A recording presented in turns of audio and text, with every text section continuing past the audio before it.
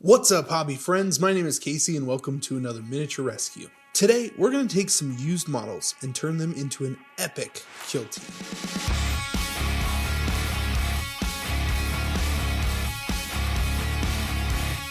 A few years ago, Brent from Goobertown Hobbies sent me a really nasty Sisters of Battle tank to clean up and paint. An extremely old video at this point, but one that I still think about pretty often. The tank itself was in really rough condition. There were dead flies inside the tank and the whole thing just needed to be saved. The catch, of course, was it was an old-fashioned Goobertown roulette, and I was limited to the types of colors that I could use to paint the model. Well, fine, so let's go left field and paint it in a really vibrant Death Guard color scheme. So that's what I did.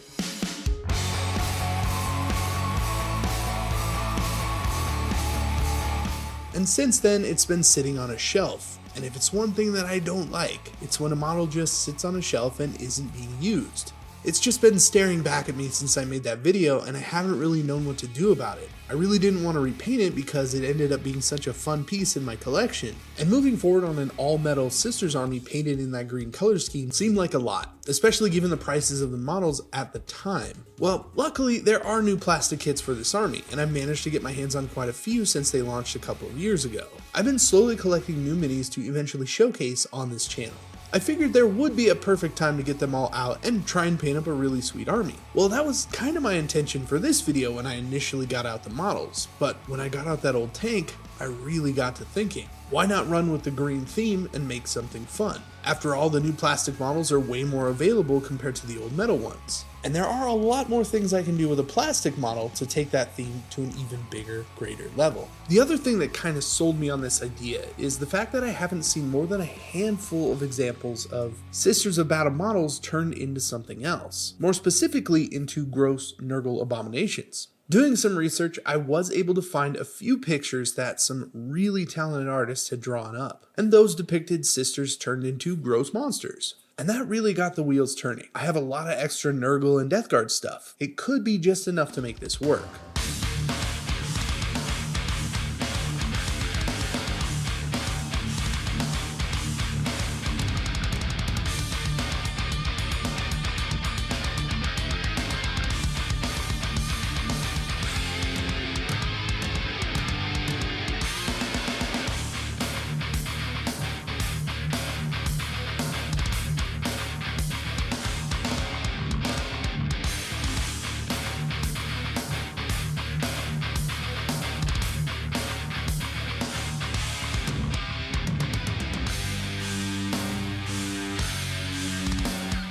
On the modeling side, I only saw a couple of actual conversions and only one person who actually went so far as to document those conversions in a video. The YouTube channel Adam's Hobby Stuff is currently the only other YouTube channel to do this type of conversion that I could find. And the models are excellent, very well done conversions that are exactly the type of minis I had in mind when exploring this project. So check that out in the description below if you want to see more of this type of conversion. The other reason I really want to do this right now is that Adepticon is coming up really soon, and I wanted to bring a few small squads for games like Kill Team, Warcry, and Relic Blade. Just a handful of minis that can fit into a small carrying case in my bag and be ready to go whenever I want to get a game in.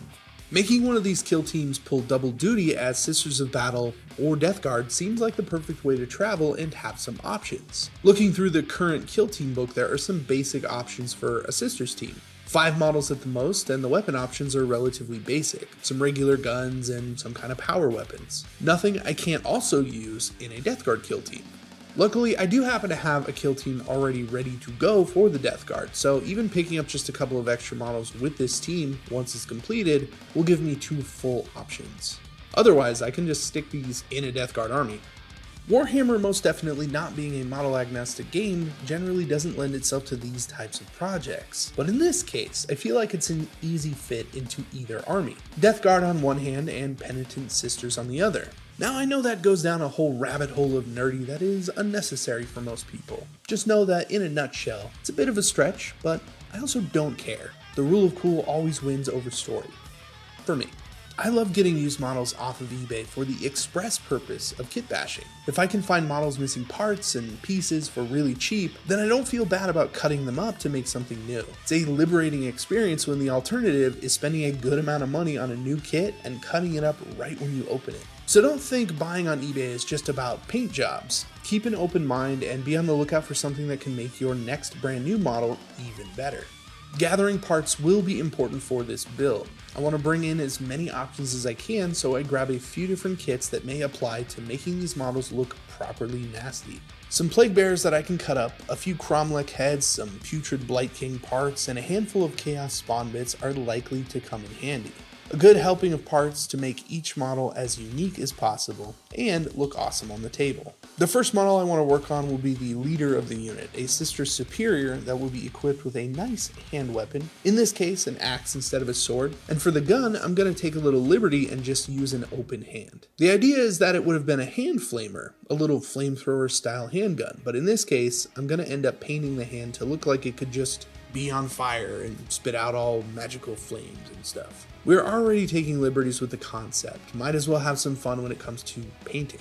The parts I ended up using on this model were mostly from a Plague Bearer. The torso was cut down to give her a really nasty distended belly, guts popping out and everything, and the arms were replaced with Plague Bearer arms. The only thing that wasn't from that model was the axe hand, which was cut off of a Putrid Blight King and just glued onto the nub where the other hand was snipped off. There are some weird gaps that ended up on the back of this model, but I'm planning on a huge green stuff pass on all of the models near the end, so I'm not too worried about it. The great thing about Nurgle models is that they are some of the easiest to start with when it comes to converting and kit bashing. They already look abnormal, so it's okay to make mistakes or cover things up with green stuff. The mismatched look of weird organic lumps and even fingerprints in your putty just helps sell the grossness of these models. So if you're thinking about getting into these types of projects, I highly recommend starting with something like this. For some variety, I decided on making one of the models a standard bearer. I just happen to have the top piece of a Lord of Contagion model from the 8th edition starter box, and that fits perfectly on the top of this large staff that the model already has. So that's an easy enough swap to make this model look pretty good. Again, I'm using a Plague Bearer arm and just chopping off the hand to put on a proper weapon. The Plague Bearers are actually perfect for this project. The limbs are small enough that they fit almost perfectly with the existing parts, and they look nasty enough to work. The other models went pretty much the same way. Some Plague Bearer and Blight King parts for the limbs, and some Death Guard shoulder pads to really sell the look.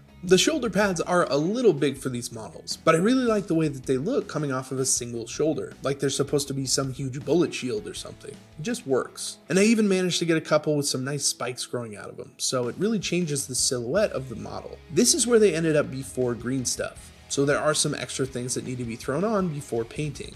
But even this far into the project, I'm pretty excited to see what these are going to end up looking like.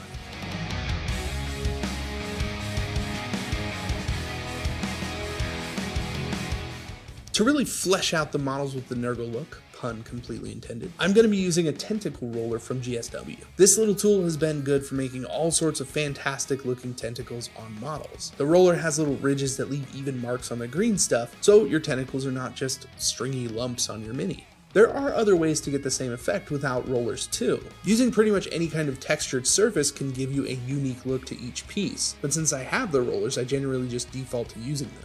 I like to load up each piece with water and get a little worm of green stuff in there, and roll it until I like the look, which can take a few tries, but better to have a nice looking piece on there rather than a slug, although slugs would actually work too.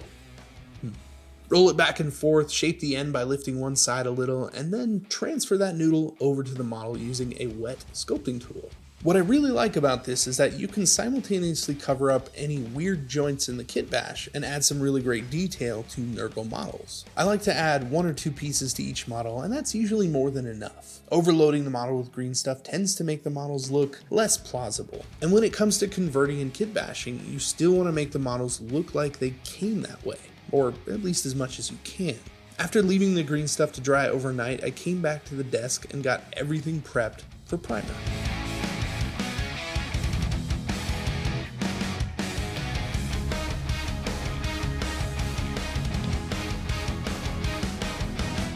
This is probably my favorite part of any conversion project. When that primer goes down on the plastic, it pulls it all together and you can really see what the model's going to look like. It is extremely satisfying to see all of that work come together and actually look cohesive under a single layer of paint. It also gets me pumped for the actual painting process, because I can see the models for what they're supposed to be and visualize where I want certain colors or effects to go down.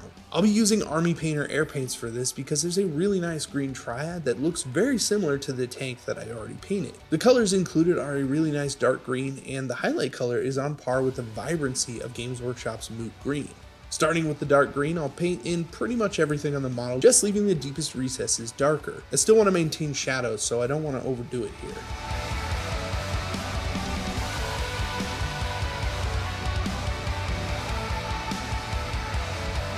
The mid-tone is mostly going to be shot from the top down. I really like that zenith light source, and covering up most of the model like this will really show off those shadows. Still, there are some areas around the upper half of the model that get a little more coverage, so it draws your attention towards the top of the model.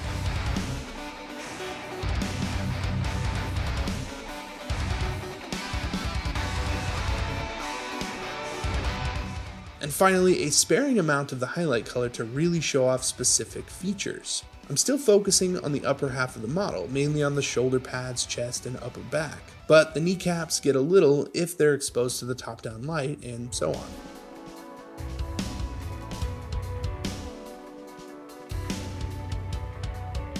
Since I have the airbrush up and running, I decided to give a little base coat of bright gray to any of the skin and hair that the models have. I'm using a really small needle for this, and the paint is extra thin, so the overspray and spotting are pretty minimal. As long as you're careful, there's no reason that you can't use your airbrush for more than base coating. I definitely recommend trying to pick up your airbrush more often. It's a great tool and can really speed things up in the long run. Of course, you can base coat everything else with a brush, but I find that getting in more practice with a specific tool usually means looking for and taking advantage of the opportunities that are presented to you. So in this case, I'm gonna go for it.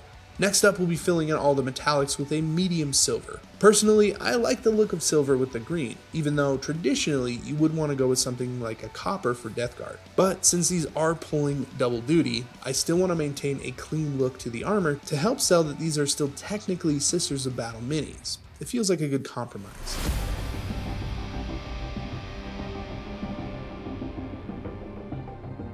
For all the cloth, even though the airbrushing actually turned out pretty nice on all of it, I decided to go with a nice purple. I started with a dark purple over the cloth and then blended in lighter and lighter colors onto those folds. For the most part, I'm trying to keep it smooth, and I want to highlight them with a brighter pink to really make them stand out. I also use the same colors on the tentacles, but I plan on going in with some brighter white to highlight those just to make them a little bit different. But having the cloth match the organic shapes on top of the model definitely pulls it together. Again, since these are going to be a Sisters of Battle Death Guard kill team, my thought was to match these to my Death Guard army so that they would easily fit in with the other colors I've used, and eventually the bases will fit together too. So a little pink will more than help them look like they belong. Trying to maintain that mostly clean look, I'm opting for a light oil wash over the metallic parts, just to get a little black in the recesses and help those pieces look their best. Any overspill can be cleaned up rather quickly and it won't stain or darken any part of the model. For Death Guard models, I usually opt for an overall wash of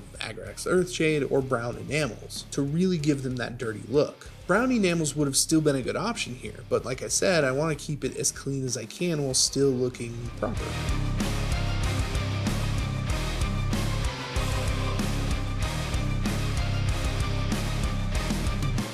Of course, you can't paint Space Marines of any kind without doing a little bit of edge highlighting. So I'm bringing in that highlight color and going over as many edges as I can to really frame everything in on the models. The green paint, even though it's airbrush paint, goes on even brighter with the brush and really gives a nice sharp edge to the armor. Moving on to the skin, I'm going to start with a pink flesh tone and work my way up towards pale off-white. After the base layers go down, I water down some purple to make a wash for the skin. I like the purple here because it pulls in more of that same color that we already have on the model, helping it really fit in better, and purple dead flesh is definitely a good way to go for mutated appendages. The last piece to really bring everything together will be adding some pink to the standard bearer where the smoke is coming out of those skulls, and really pushing that hand flamer idea on the Sister Superior.